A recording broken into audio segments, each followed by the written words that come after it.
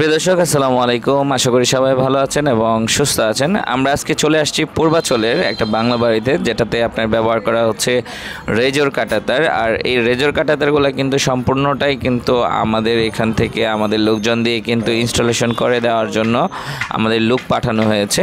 তো এখানে দেখতে পাচ্ছেন যে রেজর কাটাতার যে ইনস্টলেশনের জন্য প্রথমত আমরা রিং তৈরি করেছি, যেগুলো হচ্ছে রডের খাঁচাগুলো তৈরি করেছি এবং হচ্ছে রিং দিয়ে আমরা রডের খাঁচাগুলো তৈরি করেছি।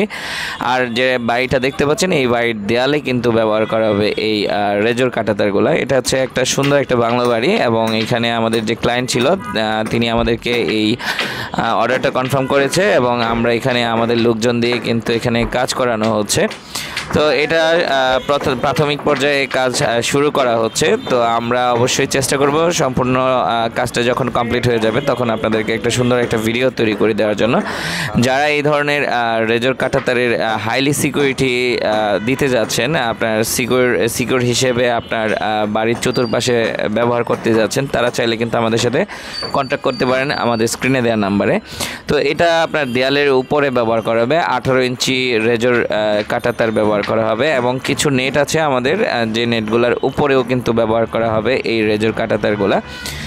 তো এই রেজর কাটাতারগুলা আমরা স্কোয়ার ফিট হিসেবে, আমরা রানিং ফিট হিসেবে আমরা এই কাজগুলো নিয়ে থাকি। তো আপনাদের যদি এই ধরনের কাজ করতে চান আমাদের সাথে, তাহলে অবশ্যই আমাদের স্ক্রিনে দেওয়া নাম্বারে আমাদের সাথে কন্ট্যাক্ট করতে পারেন। এই রেজর কাটাতারটা ব্যবহার করার ক্ষেত্রে কিন্তু আপনার রড, অ্যাঙ্গেল এবং হচ্ছে যাবতীয় যে আইটেমগুলো আছে সেগুলো প্রয়োজন।